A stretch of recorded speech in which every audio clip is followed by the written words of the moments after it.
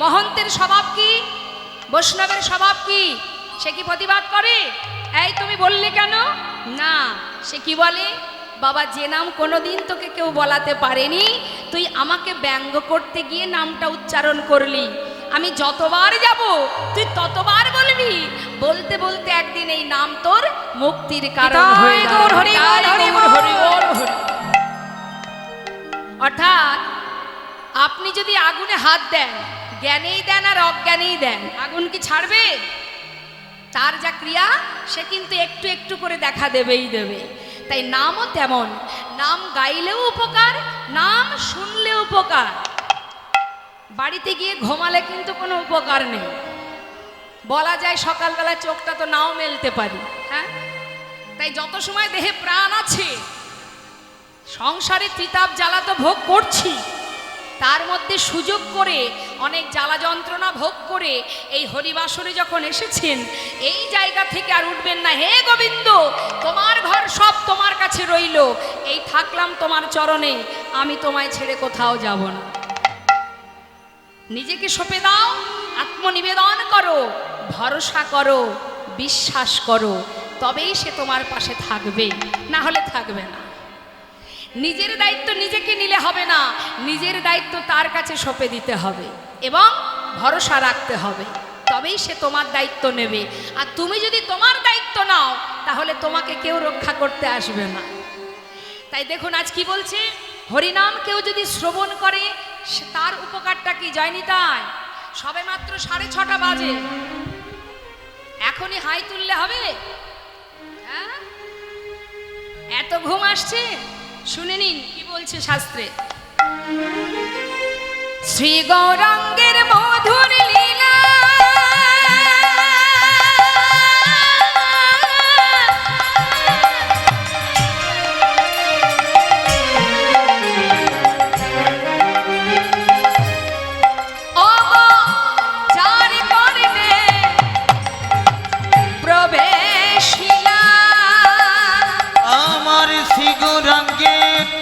মধুর মধুর লীলা,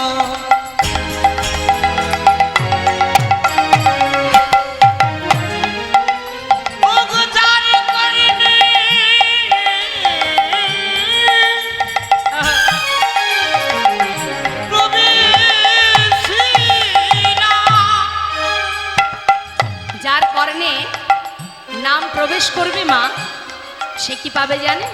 কি বলছে, এই হৃদয় নির্মল ভেলতা,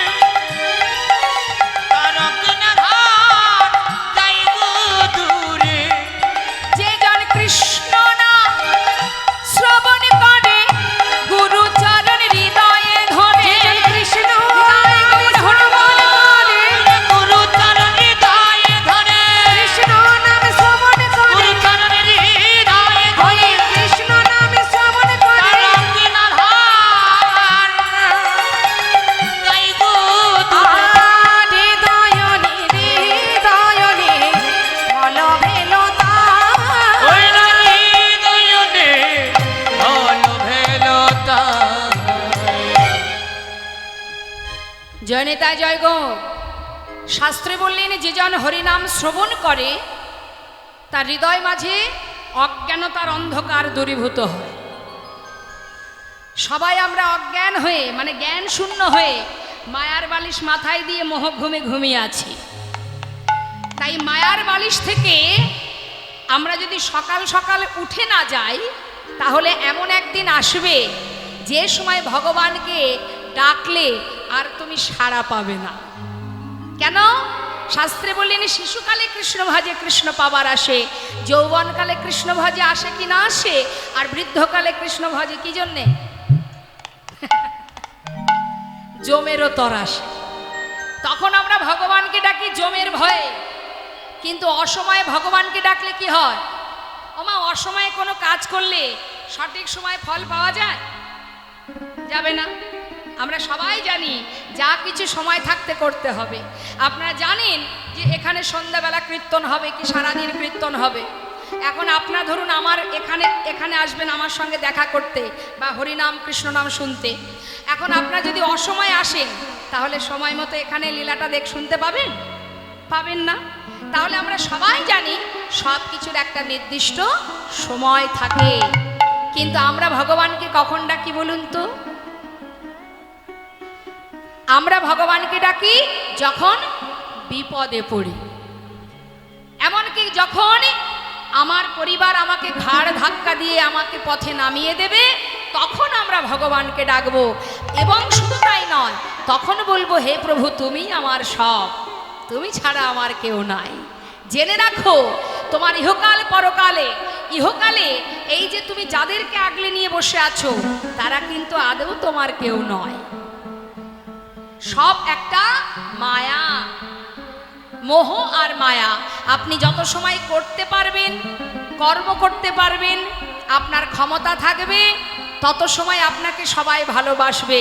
যেদিন আপনার ক্ষমতা শক্তি ফুরিয়ে যাবে, সেদিন দেখবেন আপনার পাশে আর কেউ নাই, কিন্তু একজন থাকবে, মা, যে আপনাকে পাঠিয়েছে, যে জন্ম থেকে মৃত্যু পর্যন্ত তোমারই কাছে আছে, ছায়ার মতো তোমার কাছে আছে। শুধু দেখার মতো নয়নগুলো আমাদের অন্ধ হয়ে গেছে, তাই তাকে দেখতে পাই না। জগতে সবাই তোমাকে ফেলে চলে গেলেও সে কোনোদিন তোমায় ছেড়ে যাবে না। তোমারই কাছে আছে, তোমার সুখে আছে, দুঃখে আছে, তোমার ভালোতে আছে, মন্দতেও আছে, সর্বদাই তোমার কাছে আছে। যদি বলো তাহলে দেখতে পাচ্ছি না কেন? দেখবে কি করে?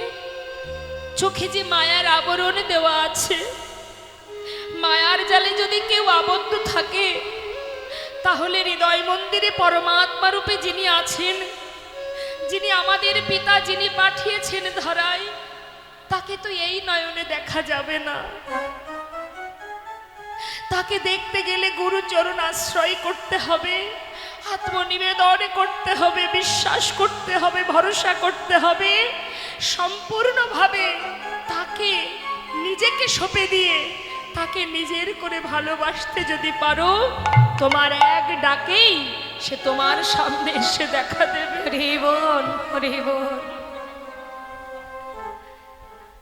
তাই সেইভাবে ভালোবাসো, নিজে সেইভাবে যদি ভালোবাসতে পারো, তবেই তার দেখা পাবে, না হলে নয়। কিন্তু তথাপিও সে তোমার কাছে আছে। এ কথাটা বলেছিল এক ভক্ত, যিনি বিশ্বকবি রবীন্দ্রনাথ ঠাকুর। তিনি কি বলেছিলেন? কথাগুলো মন দেবেন, কি বলছে, ভাষাগুলো শুনবেন, কি বলছে শোনো।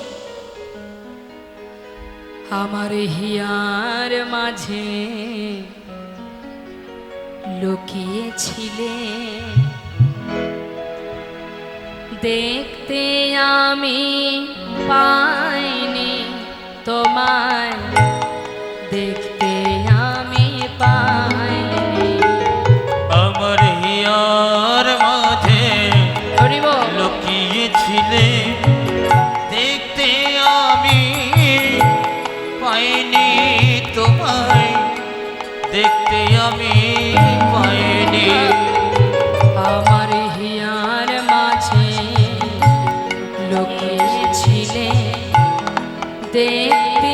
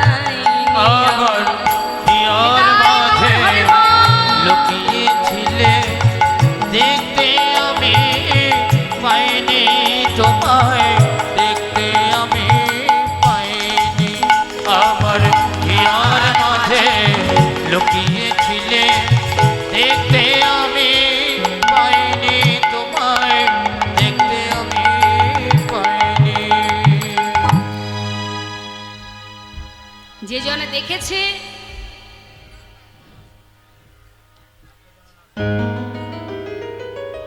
জয় রাধে। কারোর যদি কিছু দেবার বাসনা থাকে, লীলা চলাকালীন কেউ আসবেন না, লীলার শেষে দিয়ে যাবেন। জয় নেতা।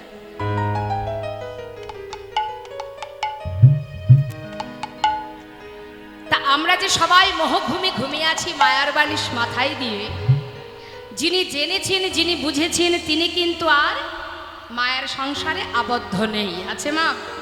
আচ্ছা, এখানে যে ভক্তরা আছেন একবার বলুন তো মা, আপনারাই বলবেন, আপনারা ভগবানকে ভালোবাসেন না সংসার ভালোবাসেন?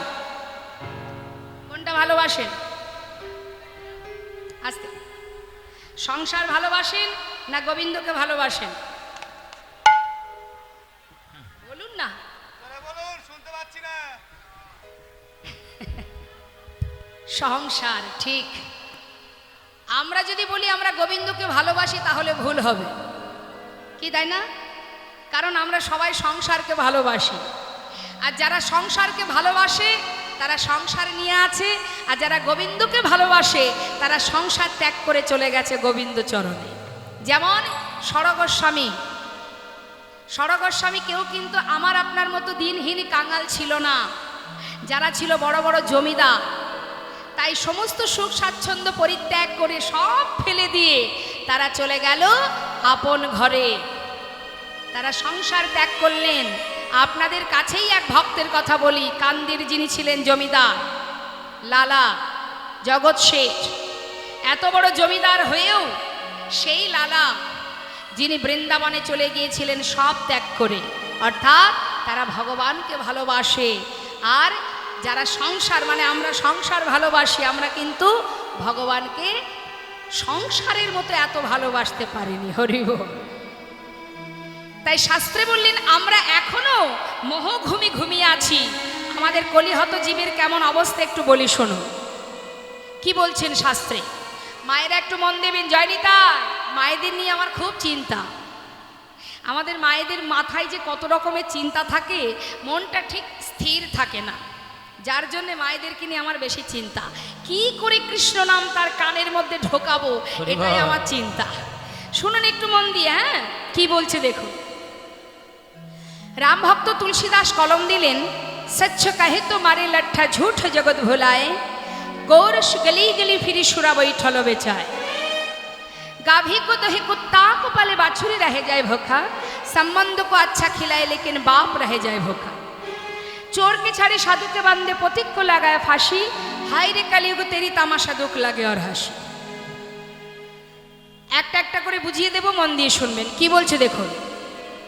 বললেন সচ্ছ কাহে তো মারে লাঠা, কলিযুগে যারা সম্মানীয় ব্যক্তি তারা কি সম্মান পায় বাবা? হরি বল। গুরুর কথা শিষ্য শোনে, এখন শিষ্যদের কথা গুরুকে শুনে চলতে হয়। মা বাবার কথা সন্তান শোনে, সন্তানের কথায় মা বাবাকে চলতে হয়। স্বামীর কথা স্ত্রী শোনে,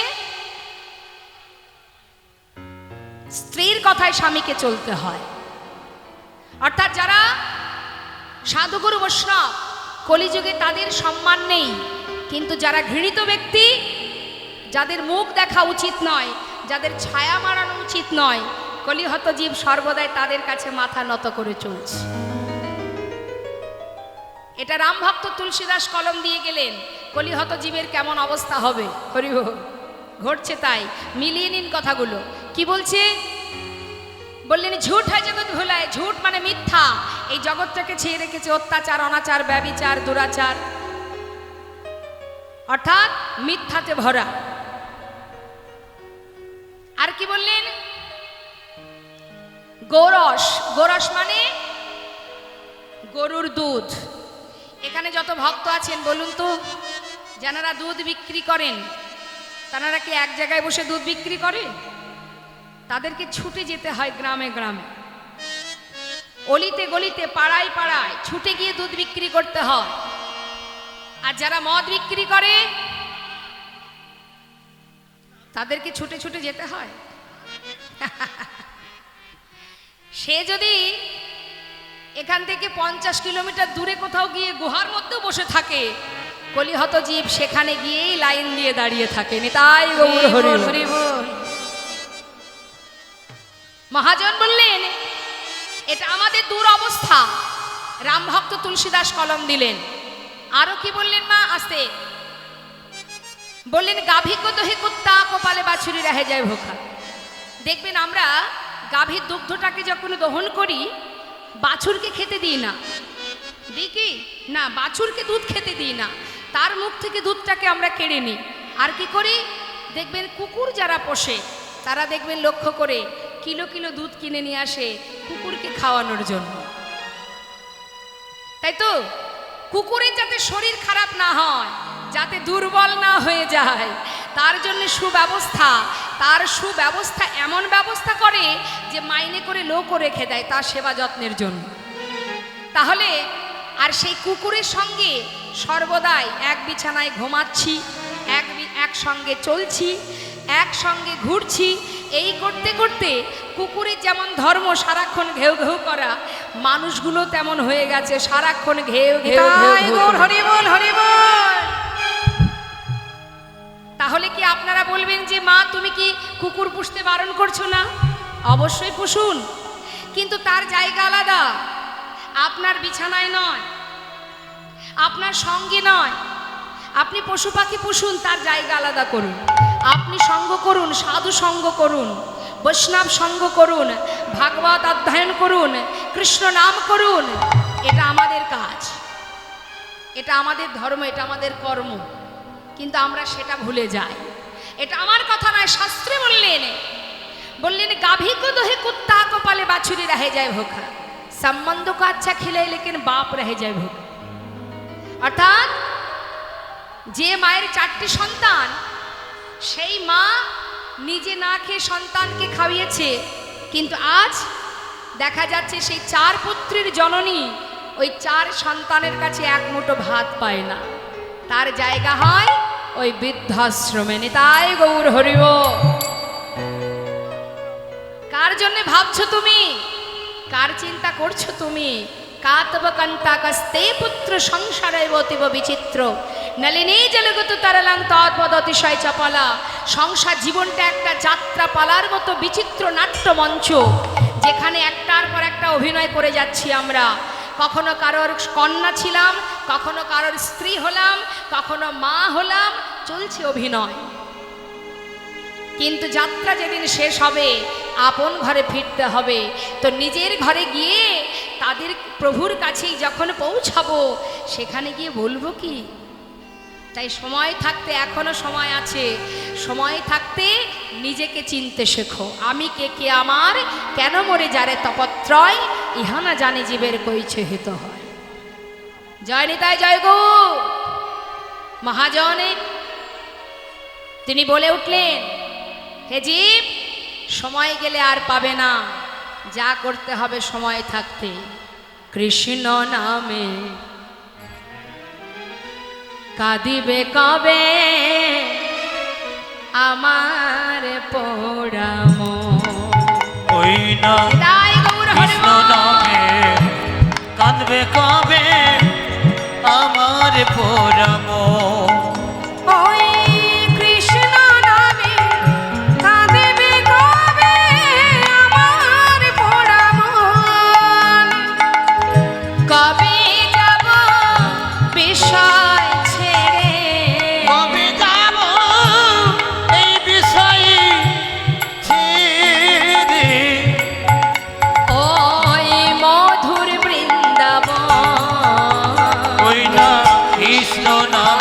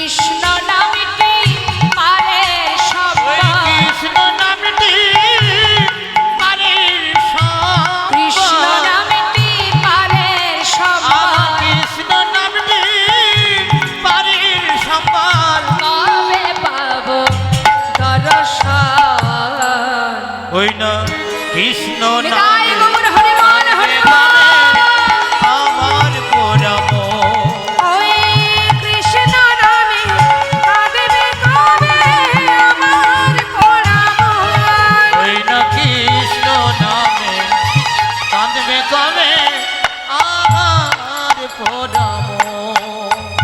জয় নেতা জয় গৌর। এত সময় আমরা গৌর কথার মধ্যে ছিলাম, আমরা লীলা যেটা শুনবো সেটাও আমাদের গৌর লীলারই মধ্যে থাকবে। তো আসুন এবার আমরা যে মহাজনের পদাবলীটা শ্রবণ করলাম সেই মহাজনের চরণে সবাই আমরা প্রণাম জানাবো, তারপর লীলায় চলে যাব। তো আসুন সবাই মিলে একসঙ্গে আমরা সেই মহাজনকে স্মরণ করি, প্রণাম করি। সবাই বলবো, শ্রী গৌরাঙ্গের ভক্তগণে নিত্য সিদ্ধ করি মনে, গৌরাঙ্গের ভক্তগণে নিত্য সিদ্ধ করি মনে, শ্রী গৌরাঙ্গের ভক্তগণে নিত্য সিদ্ধ করি মনে। সে যায় ব্রজেন্দ্র সুত পাশে রে, সে যায় ব্রজেন্দ্র সুত পাশে রে, সে যাই ব্রজেন্দ্র সুত পাশে রে, সে যাই ব্রজেন্দ্র সুত পাশে রে, সে যাই ব্রজেন্দ্র সুত আহা গৌরমণ্ডল ভূমি যে বাজানে চিন্তা, আমার গৌরমণ্ডল ভূমি যে বাজানে চিন্তা মনে, গৌরমণ্ডল ভূমি যে বাজানে চিন্তা মনে, ভূমি যে বাজানে চিন্তা মনে, তার হয় ব্রজধামে বাস রে, তার হয় ব্রজধামে বাস রে, তার হয় ব্রজধামে বাস রে, তার হয় ব্রজধামে বাস রে, তার হয় ব্রজধামে বাস। গৃহেতে বনেতে থাকো হা গৌরাঙ্গ বলে ডাকো, গৃহেতে বনেতে থাকো হা গৌরাঙ্গ বলে ডাকো, গৃহেতে বনেতে থাকো হা গৌরাঙ্গ বলে ডাকো। নরতম মাগে তার সঙ্গ, নরতম মাগে তার সঙ্গ, ওই নরতমে মাগে তার সঙ্গ, নরতমে মাগে তার সঙ্গ, নরতমে মাগে তার সঙ্গ। আহা মাগে তার সঙ্গ রে, ও নরতম আজ মাগে তাহার সঙ্গ রে। নরতম মাগে তাহার সঙ্গ রে, নরোত্তম আজ মাগে তাহার সঙ্গ রে। ও ও নরতম মাগে তাহার সঙ্গ রে, আজ নরোত্তম अरे ता तेरे दागी तेरे देखी दाग तेरे ता दागी तेरे देखी दाग तेरे जा तेरे देखी दाग तेरे जा जी ना के जा या जी ना के जा या जी ना के तेरे ता दागी तेरे देखी दाग तेरे ता जी तेरे देखी दाग तेरे जा तेरे देखी दाग तेरे जा या जी ना के जा जी ना নরতম মাগে তাহার সঙ্গ রে, নরোত্তম মাগে তাহার সঙ্গ রে। নরতম মাগে তাহার সঙ্গ রে, নরোত্তম নরোত্তম মাগে তাহার সঙ্গ রে। নরতম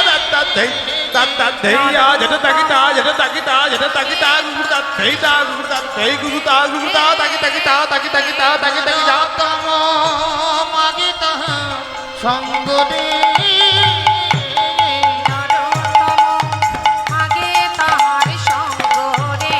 সঙ্গ রে, নরোত্তম মাগে তাহার সঙ্গ রে। নরতম মাগে তাহার সঙ্গ রে, ও নরতম আজ মাগে তাহার সঙ্গ রে।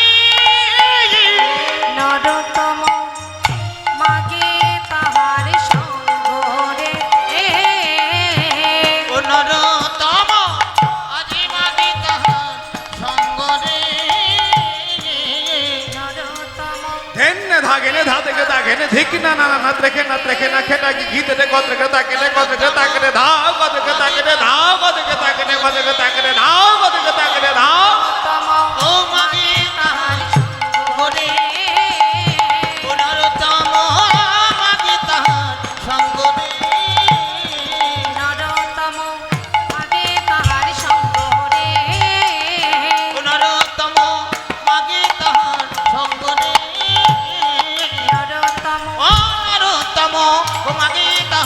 সঙ্গ রে নরতম মাগে তাহার সঙ্গ রে নরতম মাগে তাহার সঙ্গ রে হে নরতম মাগে তাহার সঙ্গ রে হে নরতম মাগে তাহার সঙ্গ রে হে নরতম মাগে তাহার সঙ্গ রে হে নরতম মাগে তাহার সঙ্গ রে হে নরতম মাগে তাহার সঙ্গ রে হে নরতম মাগে তাহার সঙ্গ রে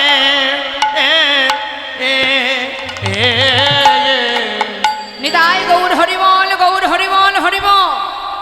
এত সময় আমরা গৌর কথায় ছিলাম, এবার আমরা চলে যাব লীলা কথায়। তো আসুন তার আগে সবাই মিলে একবার আমরা গৌরের একটা ভজন শুনে নিই। হ্যাঁ বেশ, চলুন। সুরধনের কিনারায় সোনার নুপুর দিয়া পায় নাচে না গরে গো সুন্দর গৌরঙ্গরা। ওই সুরধনের কিনারায় সোনানপুর দিয়া পায় নাচে না করে গো সুন্দর গৌরঙ্গরা। ওই সুরধনের কিনারায় সোনা নুপুর দিয়া পায় নাচে না গরে গো সুন্দর গৌরঙ্গরা। ওই না সুরধনের কিনারায় সোনানপুর দিয়া পায় নাচে না করে গো সুন্দর গৌরঙ্গরা।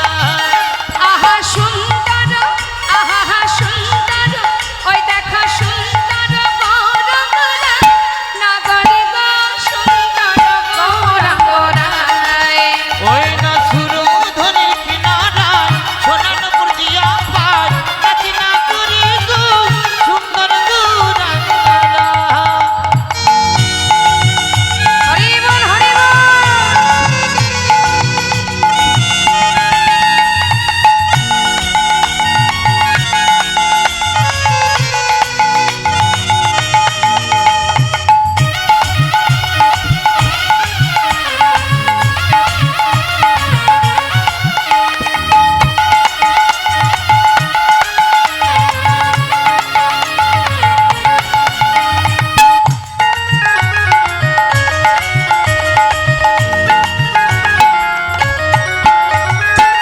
সুন্দর কপালে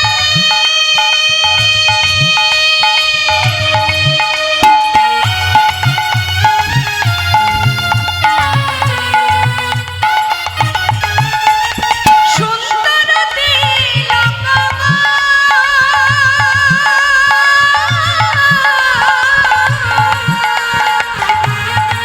ওই না সুন্দর কপালে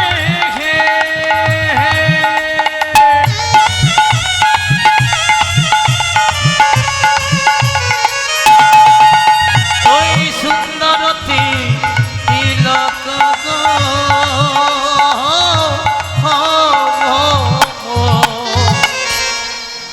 সুন্দর কাকে বলে? সাজলে গুজলে সবাই সুন্দর, না সাজলে যদি কেউ সুন্দর সেটাই তো সুন্দর। হ্যাঁ, আমরা একটু সাজলে মনে করি আহা কি সুন্দর দেখতে আমার। কিন্তু জেনে রাখো, যে অঙ্গে দামি বসন নেই, ভূষণ নেই, দামি অলংকার নেই, শুধু আছে ললাটে একটা তিলক, আর কিছু নেই, যার রূপ দেখে, যার বদন দেখলে ত্রিভুবন ভুলে যায়, সেটাই তো সুন্দর। এই তো দেখুন না, গৌরহরি আছেই তো পাশে, দেখতে পাচ্ছেন তো কি আছে? কিছু আছে, কিন্তু তাকে দেখে সবাই পাগল। এটাই তো সুন্দর। আহা সুন্দর একখান, দেখো সুন্দর একখানে নামা বলি গাই, নাগরি গো সুন্দর গৌরাঙ্গনায়। ওই না সুরধনের কিনারায় সোনানপুর দিয়া পায় নাচে না করে গো সুন্দর গৌরঙ্গরা। হরি বল গৌর হরি বল।